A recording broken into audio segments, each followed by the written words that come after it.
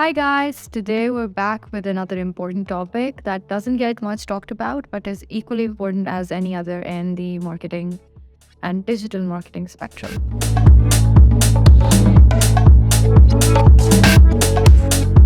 So, today we're going to be talking about community management and how you can actually strategize about it. First, let's get into the much needed question: what is community management?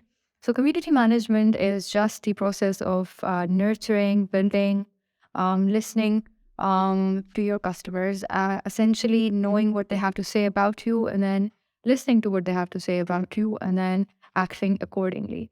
So, there's multiple places that you can manage your communities.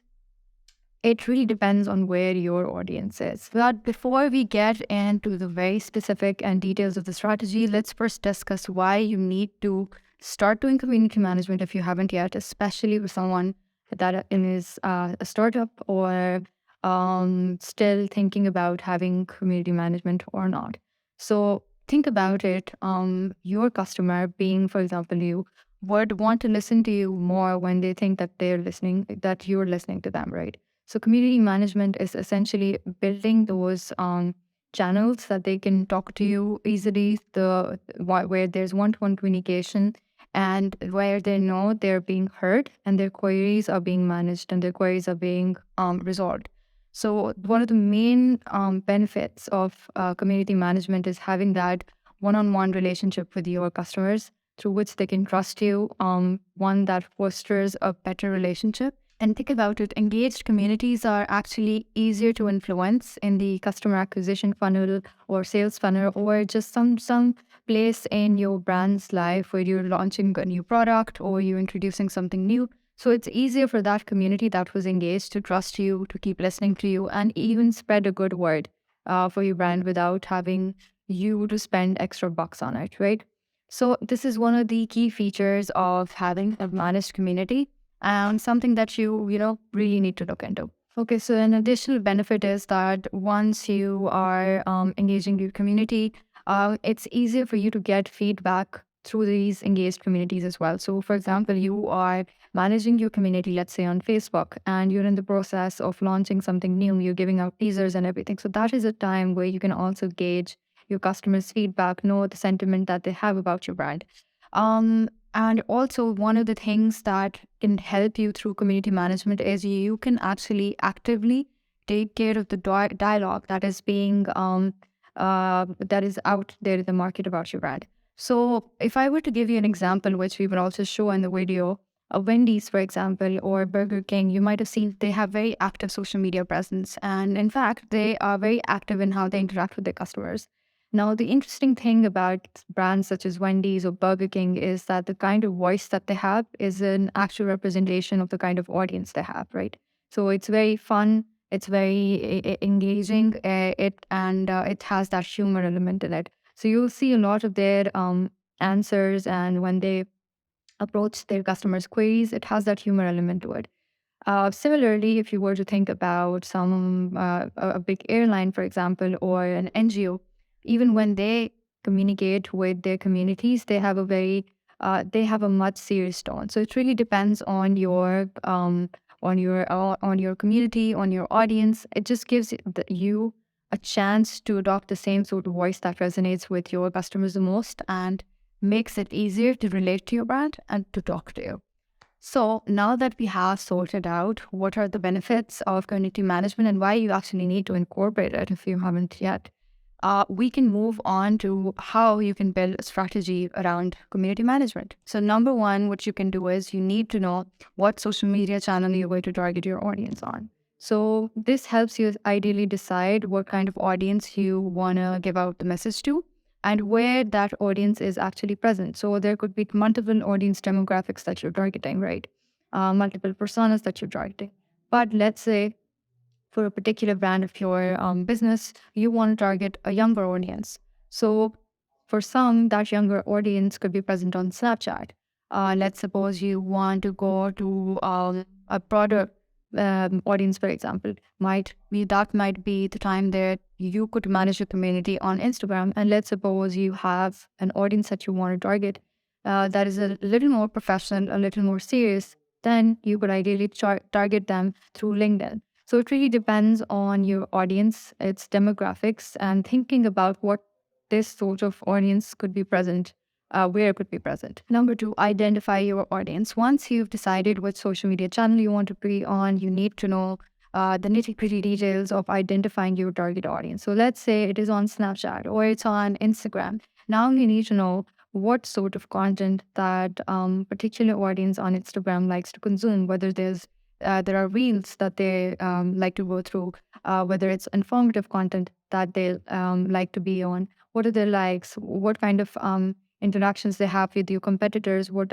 is the kind of language they use, and what is the kind of message they easily resonate with. So this can help you actually tailor the message and also tailor your voice according to what your audience understands the best. Number three, you need to determine what determines your success. So there's no right or wrong answer here. It really depends on the kind of goals you want to set. So you need to think about what is ideal for my brand. What kind of success factors are the most relevant to my brand at the moment. So, for example, it could be increasing the number of followers. It could be a number of engagement that you want to increase, whether you want to increase your likes, your comments, your shares.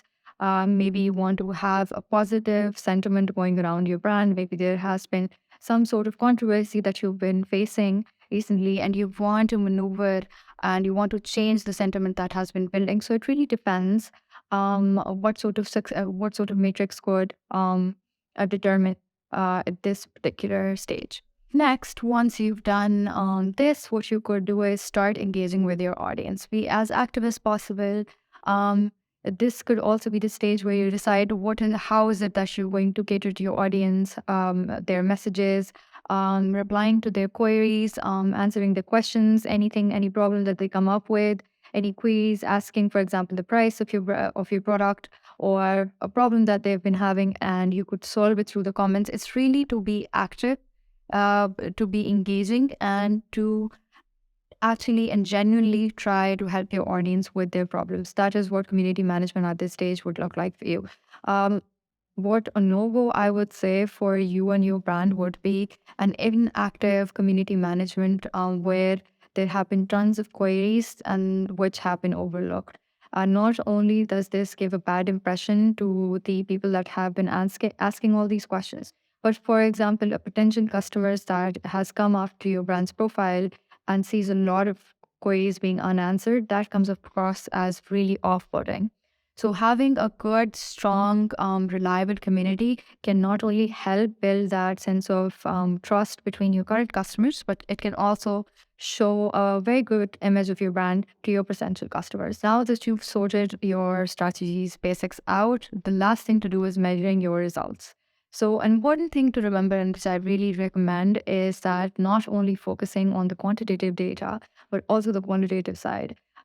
Yes, your number of engagement could be increasing, your number of likes, your comments, shares could be increasing. But one of the good things about community management is looking at the qualitative side of things. What is the sort of sentiment that has been going around your brand? What is the quantitative aspect that your brand has been making? What is the kind of conversations your customers have been having? So one way you can measure this sort of result is through social listening. That is understanding the brand sentiment, understanding the brand mentions that have been going on, the quality of those interactions that your customers have been having with each other, as well as some custom groups that they've been talking about your brand. So this can actually help you get into the quality details, not just the surface level vanity sort of numbers, but it can actually help you get into the crux of say what sort of emotions your consumers have about your brand. And last but not the least, some of the best practices for when you're starting with community management is being genuine, being considerate, being kind, and being authentic. It's really important that you match the brand voice that your company has set. It's really important that you are empathetic towards your customers. You genuinely want to help them out or when they're seeking answers, if they're going through a query. and that you're respectful. It's also important that you follow a proper brand voice and that you keep it consistent through whatever channel that you are talking to your customers on. So these are some of the quick tips that could help you get started with community management. If there's anything more that you want to know about community management itself and how you want to, get started with it, you can let us know. Leave your questions in the comments below, and we will be back with another video. Bye.